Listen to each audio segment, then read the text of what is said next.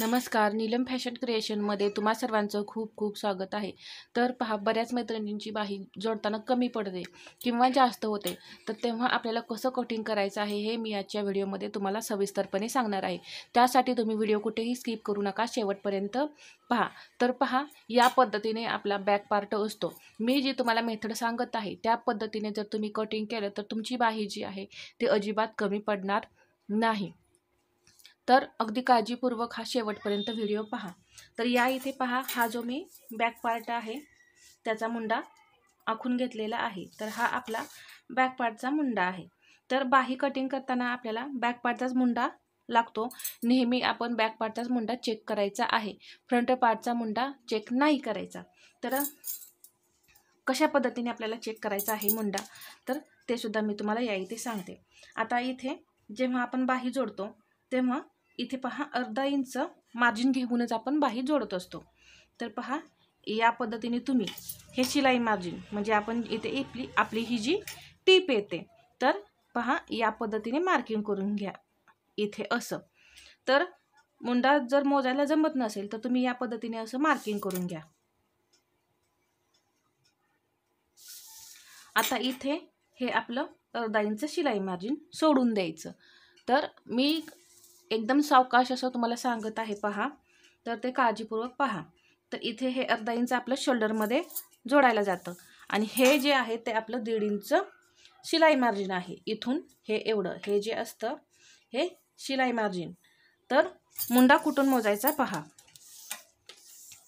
आता ही जी आपण आता लाईन जी ओढलेली आहे ती मोजायची आहे, कारण आपली इथे टीप येते.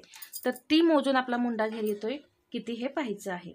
तर पहा, मी या रेषेवरतीच टेप ठेवणार आहे या पद्धतीने आणि मुंडा किती येतोय पहा, 7.25 इंच 7.2 म्हणजे पहा इथे 7.25 इंच बरोबर आपला मुंडा घेर आला.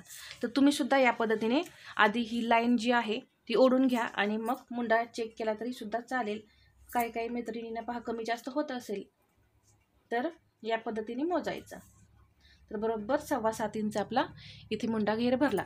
हे पहा, हे जे वरचं शोल्डरमध्ये जाणार आहे ते सोडून द्यायचं आहे आणि इथंपर्यंतच आपल्याला मुंडा मोजायचा आहे. तर या इथे या पद्धतीने मुंडा मोजून घ्यायचा. आता बाहीचं कटिंग कसं करायचं, तर त्यासाठी पहा, इथे मी सेपरेट पेपर घेतला एक आणि असा डबल फोल्डमध्ये हा पेपर घ्यायचा. डबल फोल्डमध्ये घेतल्यानंतर आता या इथे पहा, मी मोजला मुंडा तेव्हा 7.25 इंच आला. तर तुमचा मुंडा प्रत्येक साईजनुसार वेगवेगळा भरणार आहे. जो काही तुमचा मुंडा घेर असेल तो तुम्ही लिहून घ्यायचा आहे. आता या इथे काय करायचं आहे, सर्वात पहिल्यांदा पहा, ही जी बंद बाजू आहे यावरती बाहीची उंची टाकायची. तर तुमची जी काही उंची असेल त्यामध्ये तुम्ही 1 इंच प्लस करा. तर पहा, बाहीची उंची आहे 5 इंच, त्यामध्ये मी 1 इंच प्लस करून 6 इंचावरती इथे मार्किंग करून घेतलं. अजून एकदा मी 6 इंचावरती या पद्धतीने मार्किंग करून घेणार आहे. आता कॅप हाईट साईज माझी 30 आहे, तर कॅप हाईट पहा, मी या इथे 3 इंच घेणार आहे. 3 इंच घेतल्यानंतर ही लाईन आहे आपल्याला ओढायची आहे. आता ही झाली कॅप हाईट, आपण घेतली 3 इंच. 5 इंचाच्या बाहीसाठी आपण किती कॅप हाईट घेतलेली आहे, 3 इंच. आता इथे लक्षात घ्या, आपल्याला मुंडा घेर जो आपण मोजला बॅक पार्टवरती तो घ्यायचा आहे. तर तो किती आलेला, 7.25 इंच. तर तो असा तिरका टेप ठेवून पहा, 7.25 इंच इथं बरोबर आलेलं आहे, तुम्ही इथे पाहू शकता. तर 7.25 इंचावरती या पद्धतीने मार्किंग करायचं आहे. आपण शिलाई मार्जिन सोडून मुंडा घेर मोजलेला. तर इथे मी पहा, मला दाखवते, हे शिलाई मार्जिन आहे हे इकडे, हे आपण सोडून हा जो मुंडा आहे तो 7.25 इंच मोजलेला.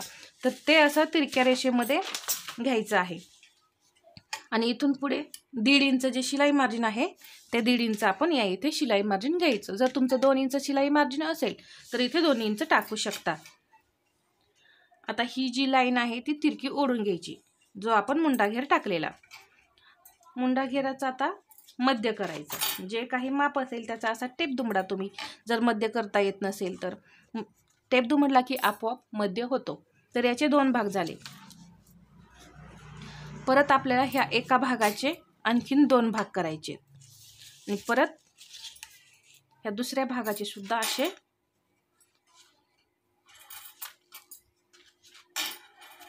असे 2 भाग करायचे।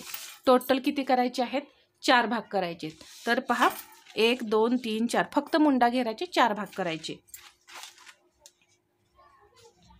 इथे बाहीला आकार देण्यासाठी 1 इंच घ्यायचं। आता आकार कसा द्यायचा पहा। इथून हे पहिले जे पॉइंट आहेत या 4 पॉइंट मध्ये म्हणजे हे 3 पॉइंट येतात आणि 4 भाग तयार होतात। तर अर्धा इंच वरती पॉइंट आपल्याला हे देऊन घ्यायचे आहेत हे दोन्ही। तर पहा इथे अर्धा इंच आलं आणि हा तिसरा पॉइंट आहे तो आपण खाली घ्यायचा या पद्धतीने। सुरुवातीला आपण जो बाहीचा आतला आकार असतो पुढचा आकार तो देऊन घ्यायचा। तर हा अर्धा इंचाचा पॉइंट ह्या 1 इंचाला आणून जोडून इथे बरोबर आपण मध्य काढलेला आहे या मध्यात आणून जोडायची लाईन पहा या पद्धतीने आणि हिथून या खालच्या पॉइंटला असं जोडून घ्यायचं। यामुळे हा झाला आपला पुढचा आकार।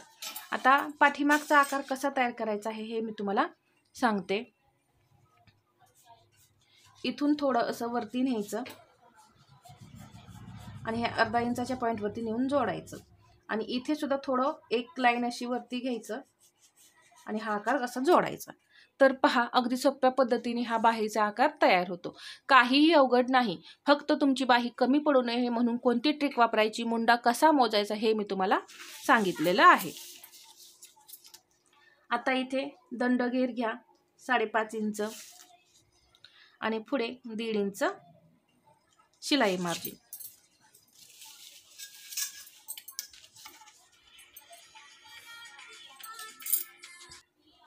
आणि इथे ही मी एक लाईन ओढून घेतली। आता पहा इथे थोडंसं आपल्याला असं डाऊन करायचं आहे। हे कंपल्सरी सर्व बाहीमध्ये करा। पहा 4च्या पुढे तुम्ही या इथे हे असं मी जे डाऊन केलेलं आहे तुम्हाला इथे असं दाखवते। या पद्धतीने डाऊन केलेलं आहे। हे डाऊन करायचं 3 इंचाच्या बाहीला मात्र करायचं नाही। 3 इंचाची बाही कटिंग वेगळी असते। तर अशा पद्धतीने आपलं पहा बाही कटिंग झालेलं आहे। तर कोणतीही साईज असो तुम्ही या पद्धतीने मुंडा मोजा आणि बाहीचं कटिंग करा, एकदम छान अशी बाही येते। आता ही बाही आपण कटिंग करून घेऊया।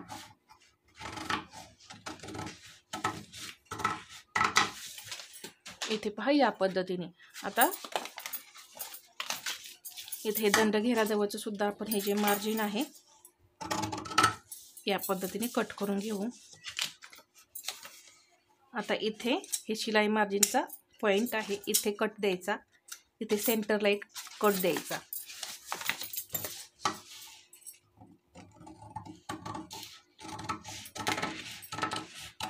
आणि हा जो पुढचा आकार आहे असा व्यवस्थितपणे कट करून घ्यायचा या पद्धतीने। आता ही बाही अशी व्यवस्थित ठेवायची आणि पहा इथे चेक करायचं कमी जास्त कुठे। आता इथे पहा हे थोडंसं वर खाली आहे तर ते आपण अगदी व्यवस्थित असं करून घ्यायचं, नाहीतर काय होईल बाहीचा जोड जो आहे तो यामुळे वर खाली होतो। तर पहा इथे असं मी एकदम परफेक्ट असं तुम्हाला बाहीचं कटिंग दाखवलेलं आहे। तुम्हाला बाहीमध्ये काहीही प्रॉब्लेम येणार नाही। तर या पद्धतीने तुम्ही सुद्धा बाही कटिंग करून पहा आणि हा व्हिडिओ आवडला असेल तर लाईक करा, शेअर करा आणि आपल्या चॅनलवरती नवीन असाल तर सबस्क्राईब करायला विसरू नका। धन्यवाद।